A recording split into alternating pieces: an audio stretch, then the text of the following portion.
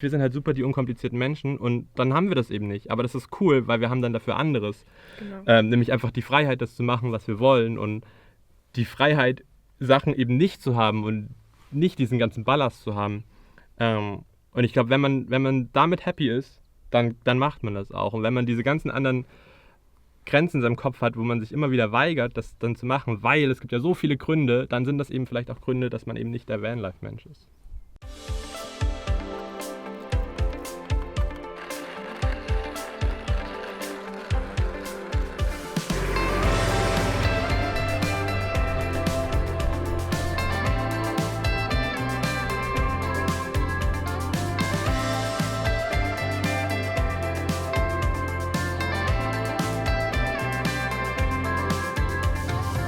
Hi, wir sind Greta von Nilsson. Ich bin Paul und das ist unser Bus Captain T.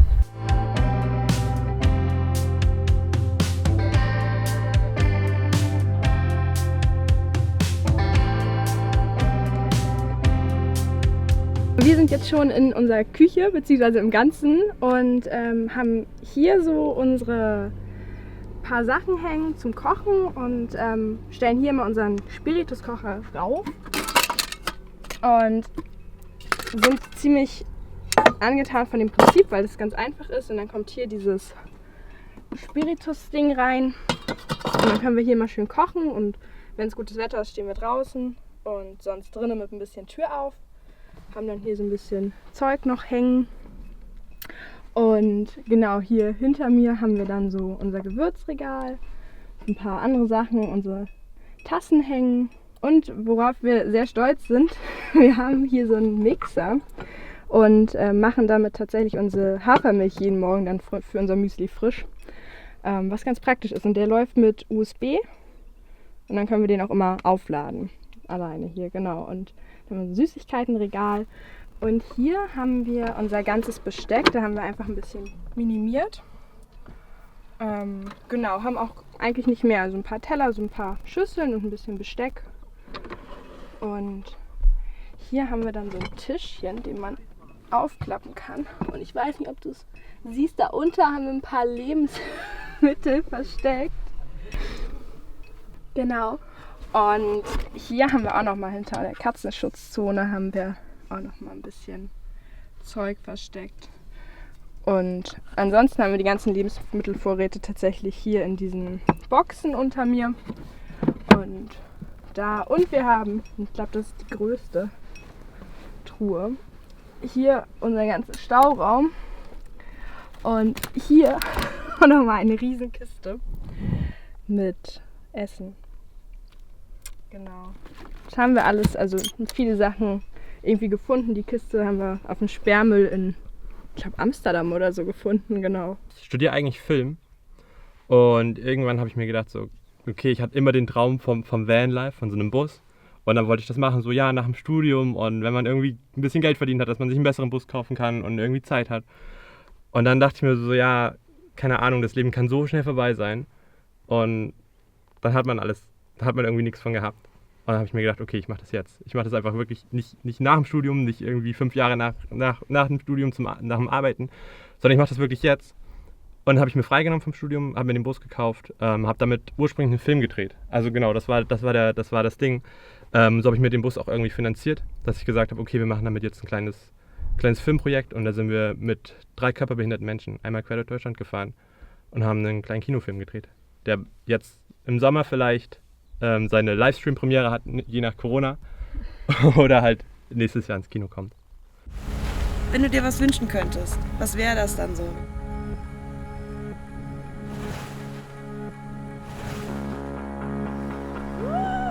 Nee, sag doch was, egal wie unwahrscheinlich es scheint und so.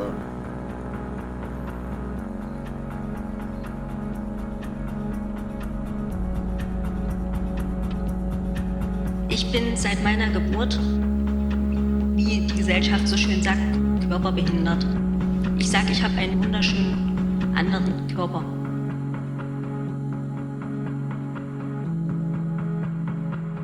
Das ist die ungeschminkte Wahrheit. Also meine Mama ist körperbehindert, die sitzt nach einer Hirnblutung jetzt seit 3 Jahren im Rollstuhl. Und das war auch so das Ursprungsding, wo ich dachte, okay, das Leben kann halt echt schnell vorbei sein. Und ja, Deswegen mache ich das jetzt. Und ich wollte halt immer irgendwie, wie gesagt, den Bus haben und einmal so richtig körperbehinderten Menschen helfen oder irgendwie was Gutes tun. Und das haben wir damit gemacht. Also wir haben den auf der Reise versucht, irgendwie einen Wunsch zu erfüllen, haben die gefragt, so hey, auf was hast du jetzt so richtig Lust? So wie ich mega Lust auf den Bus hatte, hatten die halt ihre ganz eigenen Wünsche, was super cool war. Und dann haben wir das damit umgesetzt. Mit den Pflanzen haben wir versucht, so ein bisschen Tomaten und Paprika selber zu züchten. Also wir haben die einfach aus dem Gemüse die Samen rausgemacht und getrocknet und dann in die Erde gesteckt. Und ja, wir gucken mal, wie viele davon überleben und wie viele groß werden und irgendwann vielleicht kleine Tomaten und Paprika abwerfen. Wir haben in Hamburg auf dem Sperrmüll den Stuhl gefunden und fanden den super cool und wollten den gerne mitnehmen. Und dann war aber auch schon ein Bein abgebrochen und so. Und wir haben gedacht, gut, so ein richtiger Stuhl, das geht hier eh nicht rein. Und dann haben wir den auf diese Fritzgelegenheit geklebt. Und jetzt kann man einfach den Stuhl, also den Sessel und die Fritzgelegenheit abnehmen und dann unten ans Essen rankommen. Und wir haben einen coolen Platz. Ich lebe in Hamburg oder ich komme aus Hamburg und Paul aus Thüringen. Und wir waren eben knapp 2 Monate auf Europareise, dann mit dem Van nach dem Filmprojekt und haben dann überlegt, okay, wir würden ja gerne irgendwie jetzt auch weiter zusammen wohnen. Und es hat sich so eingeboten, weil der Bus ja schon da war und wir das auch super genossen haben, eben da drin zu leben. Dann haben wir gesagt, okay, wir machen das jetzt einfach weiter und haben das dann so perfektioniert in der Innenstadt eben. Genau, das war so das Ding. Also wir haben eigentlich gesagt, okay, wir machen das jetzt für die Europareise, für den Film sowieso. Dann lebe ich irgendwie in meinem Auslandssemester da drin und danach gucken wir, ob wir uns irgendwie eine Wohnung holen. Und dann war das aber auf der Europareise so schön und es hat so gut geklappt und wir haben uns so viele kleine Tricks angeeignet, wie man das Vanlife so perfektionieren kann und haben dann gesagt, ja okay, gut, also ob wir uns jetzt eine Wohnung holen und da irgendwie ein paar 100 € jeden Monat für Miete ausgeben oder einfach weiter in den Bus leben, ist eigentlich der Bus die coolere Option. Genau, also gerade so geldtechnisch haben wir gesagt, okay, es ist halt viel, viel günstiger. Und wir hatten auch uns super doll davor gesträubt, irgendwie zu sagen, okay, jetzt holen wir uns eine Wohnung und richten diese Wohnung ein und müssen dann voll viel Zeug daran fahren und dann ist es alles voll. Und dann hat man so die Verantwortung für eine Wohnung. Jetzt können wir halt sagen, ja okay, cool, wir haben nächsten Monat aber Lust, irgendwie ans Meer zu fahren oder wir haben Lust, doch nochmal 3 Monate ins Ausland zu fahren oder irgendwas zu machen und haben dann nicht so die Verantwortung von einer eigenen Wohnung. Genau, also wir wollten halt weiterhin voll flexibel bleiben und so und nicht so viel Verpflichtung haben. Also das ist hier unser Bett und ja, wir schlafen quer im Van und haben dann 1,40 Breite und eigentlich ist es so gedacht, dass man das rausnehmen kann. Also hier in der Mitte zwischen den Regalen sind so einzelne Bretter und die kann man rausnehmen, dann auch zum Tisch oder zu einer Bank umfunktionieren oder komplett rausnehmen, weil hier Rollstühle ab und zu mal reinkommen. Genau, und sonst ist das unser Bett. Hier oben haben wir noch so 2 kleine Regale mit Büchern und Kisten mit allem möglichen Zeug und Bildern.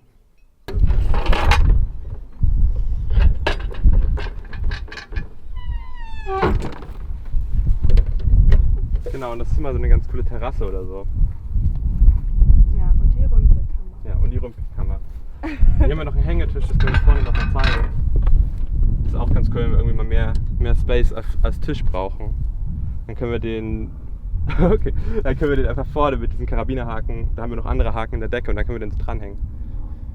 Und wenn du da stehst, kannst du das Badezimmer eigentlich zeigen. Genau, stimmt. Und hier ist unser Badezimmer. Willkommen im Badezimmer.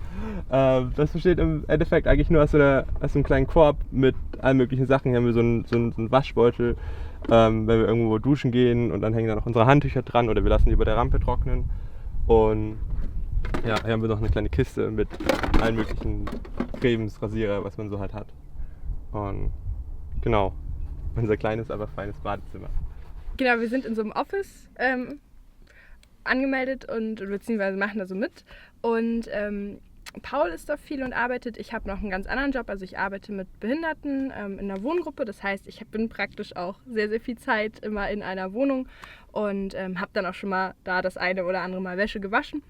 Ansonsten Waschsalons, also gibt es auch, glaube ich, immer für 2,50 € so Sonderrabatte, wenn du vor 6 Uhr oder 7 Uhr kommst. Also wenn man mal irgendwie früh aufstehen will und Wäsche waschen will. Genau. Und in diesem Office-Ding gehen wir dann auch duschen. Oder ich manchmal eben auch auf der Arbeit, einfach weil es sich anbietet. Genau, habe ich was vergessen? Ja, also was auch noch cool ist, was wir auf der Reise manchmal gemacht haben oder auch immer ab und zu mal wieder, dass wir in Unis duschen. Also ich bin ja eingeschrieben und irgendwie wir sehen beide aus wie Studenten, da klappt das ganz gut. Da gibt es dann auch WLAN und Strom. Ja. Genau, Wäsche waschen geht auch ab und zu bei Freunden. Also wir haben, wenn wir das hier alles wegpacken, hier ganz viel Stauraum. Und zwar haben wir dafür hier diese Postboxen gefunden und haben dann irgendwie hier verschiedenste Sachen. Wir haben hier unsere Bastelkiste und da ist halt alles drin, was man irgendwie braucht, von Tape bis Zollstock und leeren Dosen. Und genau, darunter haben wir, ich kann mal einen rausholen. Darunter haben wir dann noch so ein paar Klamotten. Also ich habe noch diese gelbe Kiste und Paul hat daneben auch noch 2. Und wir sind sehr, sehr sparsam, was so Klamotten angeht. Also wir haben nicht ganz so viel mit, aber so ein bisschen was müssen wir dann da lagern. Und genau. Und wir haben an den Seiten aber auch noch 1, 2 kleine, wo wir dann so, wenn wir für die schnellen Sachen, die man so jeden Tag braucht, so Unterwäsche ist vorne und aber so andere Sachen müssen wir dann einmal hinten reinklettern. Genau. Ich habe irgendwann nämlich den Anspruch gestellt, ich möchte bitte einen kleinen Notfallspiegel haben. Und ich glaube, ich habe ihn noch nie benutzt und Paul benutzt ihn immer, wenn er sich rasiert hat, um zu gucken, ob alle Haare ab sind. So ist es. Genau. Und hier haben wir dann irgendwie, das ist ganz praktisch, die haben wir irgendwann rausgefunden, dass man damit super viel machen kann, sogar Zähneputz. Genau, und haben dann hier so ein paar Seifen und Shampoos drin.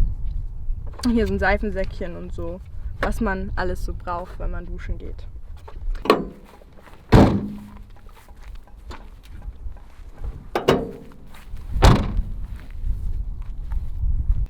Auf dem Dach haben wir eine Solarzelle mit 100 Watt und da hinten so eine kleine Solarbatterie, die das irgendwie dann auflädt. Und hier haben wir uns selber gebaut. Wir nennen es liebevoll Ladeonkel. Das ist im Endeffekt einfach ein Mikrofonkabel von dem Output. Und dann so ein Holzklotz, wo 2 USB-Steckdosen drin sind. Und da können wir all unsere Geräte laden. Wir können das, weil das Kabel so lang ist, mit ins Bett nehmen.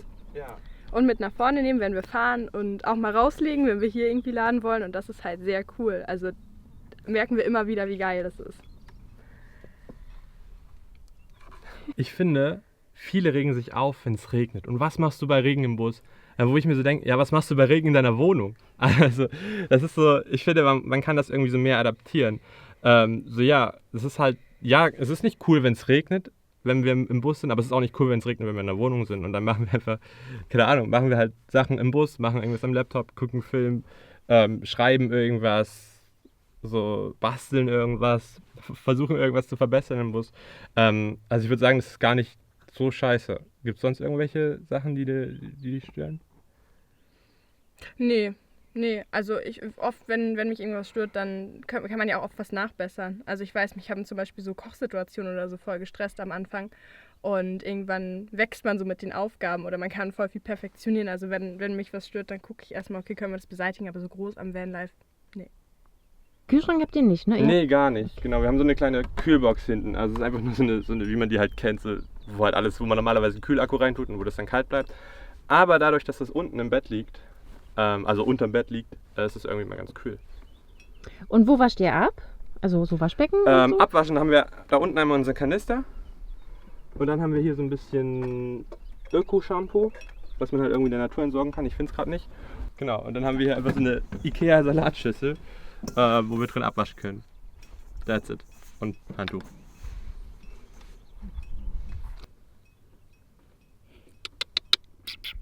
Komm mal hier. Ich hab ja auch noch Essen für dich.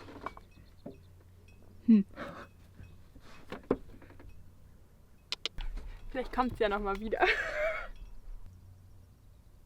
Wir sind gerade ja in Thüringen und waren damals auch in Thüringen und sind so ein bisschen rumgelaufen und dann war da ein Bauernhof und da liefen ganz, ganz viele Katzen rum und ganz, ganz viele etwas kleinere.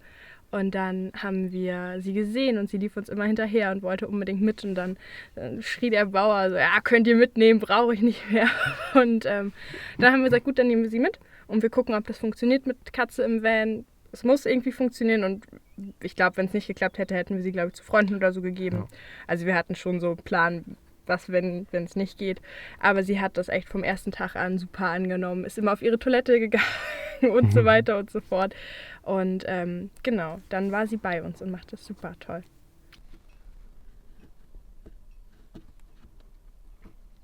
Also, unser Hängetisch ist im Endeffekt einfach nur irgendeine Holzplatte vom Sperrmüll mit 2 Karabinern und dann hängt man die hier einfach ran. Und dann können wir hier kochen, arbeiten, whatever. Genau, muss man dann so ein bisschen ausrichten. Suppe essen wäre jetzt doof, ne? Suppe essen wäre doof, genau. Also manchmal verzieht sich das ein bisschen, dann macht man hier unten einfach diese Knoten und dann macht man hier einfach einen neuen Knoten rein. Dann hängt das Ganze ein bisschen höher an der Ecke. Zack. Und schon gerade. Ich finde, gerade wenn man so eine Idee hat, kann man halt auch, also was ich immer wichtig finde, das dann gleich zu teilen und sich Leute zu suchen, die das auch machen. Das heißt, wenn ich mir jetzt denke, okay, ich finde Vanlife voll geil, ich möchte das auch machen, dann frag doch einfach die Leute. Es gibt ja so viele Leute mittlerweile, die das machen.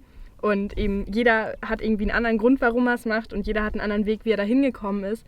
Und durch diese ganzen Erfahrungen und dass man sich mit denen austauscht und man ja auch Hilfe voneinander irgendwie bekommt und sich geben kann, kommt man seinem eigenen Ziel, seinem eigenen Traum dann noch irgendwie so näher. Also das finde ich halt super wichtig, dass man einfach das teilt. Also wirklich so. Ja, ich glaube, viele haben dann auch Angst so beim Vanlife, dass sie das nicht machen. So, ja, aber dann habe ich gar keine feste Dusche und dann habe ich gar keine feste Toilette und dann habe ich irgendwie keine Heizung und dann ist es kalt und wenn es regnet und dann ist alles so klein und so. Und dann ist vielleicht Vanlife einfach nicht das Richtige. Weil, ich weiß nicht, wir sind halt super die unkomplizierten Menschen und dann haben wir das eben nicht. Aber das ist cool, weil wir haben dann dafür anderes.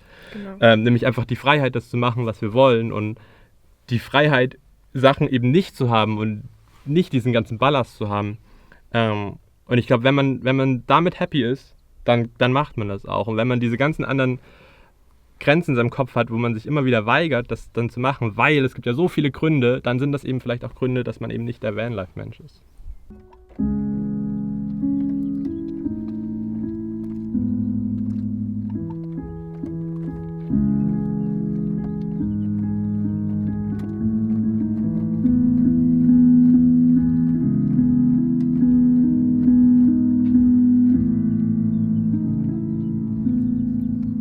Geil, wenn man dann in Europa, in Spanien, in Andalusien auf irgendeinem Berg sitzt und aufs Meer guckt und man steht da so alleine mit seinem Bus und dann klingt so der Ton einfach so raus in die Welt.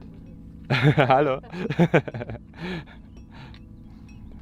Was ich erkannt habe, ich weiß nicht, ob das irgendwas mit Vanlife zu tun hat, aber das war so meine Erkenntnis der letzten 1, 2, 3 Jahre. Einfach die Sachen machen, die sich gerade gut anfühlen. Und dann habe ich jetzt gerade keine Lust auf Bachelorarbeit schreiben und dann ist es auch schön. Ich zwinge mich jetzt nicht dazu, das zu machen, weil wenn ich das mache, dann wird es scheiße. Dann mache ich einfach das, worauf ich Lust habe. Dann mache ich jetzt Musik oder ich gehe ein bisschen raus oder ich mache irgendwas mit der Katze oder ich gehe ein bisschen skaten. Und irgendwann habe ich dann wieder Lust auf Bachelorarbeit. Und dann ist es auch cool, weil dann kann ich gleich 4, 5 Seiten am Stück schreiben. Ja. Und es ist dann viel produktiver, als wenn ich mich so gezwungen hätte und krampfhaft hingesetzt hätte und versucht hätte, was zu schreiben. Also irgendwie, das ist total gut, das zu machen, worauf man Lust hat. Und irgendwann hat man sogar Lust auf Abwaschen oder auf Müll rausbringen. Da muss man sich nicht zu zwingen. Ja, genau, einfach so hör auf dich selber und du weißt selber ganz genau, was das Richtige für dich ist. Also du spürst es eigentlich schon, wenn du wirklich auf dich hörst. Und ich finde, wenn man damit erstmal anfängt, dann merkst du so nach und nach kommst du voll in deinen Flow rein und es läuft dann trotzdem genauso produktiv und so. Ja.